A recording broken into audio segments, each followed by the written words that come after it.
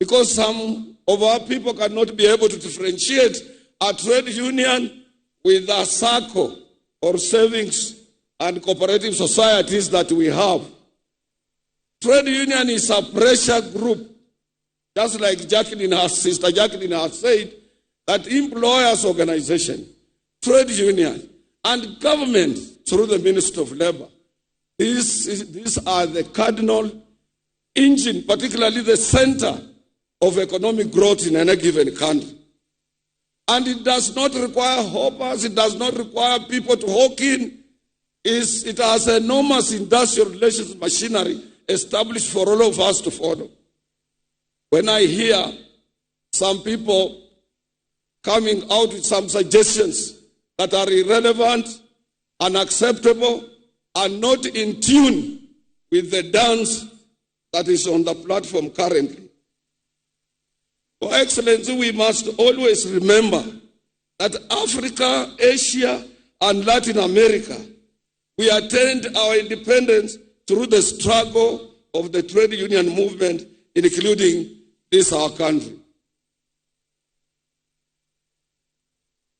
In Kenya, we will always remember and forever celebrate our founding father of this nation, Mzee Jomo Kenyatta, who was part of the local government workers union, now the county government workers union.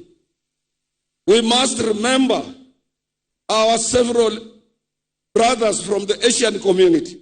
One of them was Makan Singh, who championed for registration of the trade union in this country and in East Africa. Followed by Cheke Kibachia, Agre Minya, Thomas Joseph Mboya, Fred Kubai, Vicky Wachira.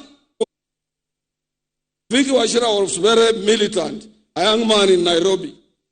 And Ratibu Hussein from Kibera, he was also a young man who fought closely with the labor movement for us to attain independence. We had Pio Pio Gama Pinto, we had Ocholo Gaima Kanyengo, we had Martin Shikuku, Clement Lubembe, and Dennis Akuma, among others. These were all labor leaders before independence, including Fred Kubai. And across Africa, Your Excellency, trade unionists who spearheaded their countries to independence were John Tetiga of Ghana, Ahmed Tilil of Tunisia, Paul Humphrey Luanda of Uganda, Rashid Kawawa of Tanzania, Abdoulaye Diallo of Guinea-Conakry, Demba Diop of Mali, as well as Cyril Ramaphosa, the current president of South Africa. These are the gallants, fearless fighters, people who set us free from the labor movement. And we must remember them, must have their history. They were not people who had been appointed by government on various positions and they want to pretend to be labor leaders. Change this on. And Your Excellency, today's trade union movement has changed from agitation to scientific dialogue.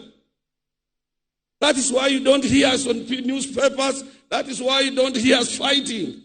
We are busy with employers in boardrooms, negotiating for good terms and conditions of service of our members. And Jacqueline is here. She can bear me a witness. In my own union, this year, I signed more than 44 CBAs to cushion workers from the cost of living. And some say, Atwoli, amekaa tu pale, hii mzee. Ni mzee wa ujuzi, mzee wa kisasa.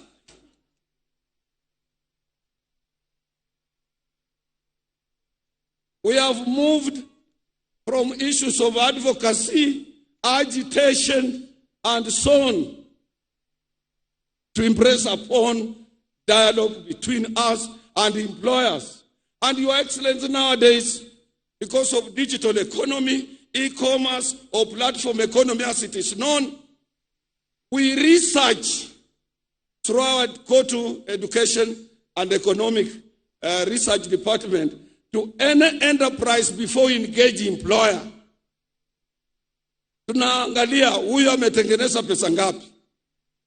Na ile ya juu ndio tunakuja kumwambia bwana, wewe kampuni yako imetengeneza pesa hii umenunua gari, hii umefanya hii umefanya hii pesa fulani, zingine umepeleka Dubai, zingine umepeleka Ulaya, na hizi zimebaki ndio sisi tunataka tugawanyane na wafanyikazi. We don't come to your office to exclusive employers, and Jacqueline is here blindly. We also look at the cost of living, consumer price indices, inflation rate in comparison with the national economic performance. And when we demand, you cannot escape, you cannot run away, because we will go to the industrial court with those facts and we will get what we want, or the employment and labor relations court. Sisi sio wajinga. Kuja kwako tunajua una pesa. Kama hauna tunajua hauna. The CBA has about 40 to 30 clauses. We will look into those areas. Other areas we leave financial aside. We live until we support you to maximize profit, and that profit we will share. Your Excellency, as I'm standing here, I have a slogan that an injury to one is an injury to all. Mr. Jacqueline alishikia kidogo hali ya madaktari wetu, clinical officers. Saa ingine usiku hatulali, Your Excellency. Ukisema tutafuta njia gani mwafaka, which route? Because you managed us on 6th of March. Wakati ulitangaza serikali haina pesa, you rendered COTU impotent, you rendered FK impotent, you rendered your Minister of Labor impotent, you rendered that committee that you had set out where my deputy was impotent, because as a worker number one, when you take over a dispute, we cannot contradict you. We can't. We have no leeway in any machinery to contradict the head of state. And we must look for channels. Pale unakaa, Your Excellency, sio rahisi kufika. Kule ndani wewe ulikuwa free. Zamani ulikuwa unakuja kwa nyumba yangu nyumbani, unajua familia yangu, ukitengeneza chama chako cha URP, ilikuwa mtu tu unaweza kutana na yeye kwa njia, unakula na yeye mahindi. Little did we know, even we people who are in Azimio, utatoka nyuma upite kwa sisi namna hivyo na uwe president. So that position ukufikia sio rahisi. But I know on each and every issue you have an answer. Hiyo tunakuachia, Your Excellency. Jacqueline Muga amesema tunakuachia. And I know you are able minister. We have been in touch all the time, even the Minister of Health. Hii mambo yote tunawachia wewe. We are all your children. We are all, and we respect you. And you move faster. So Your Excellency, with your own wisdom and advisors, you will have an answer for us. And may God bless you on that.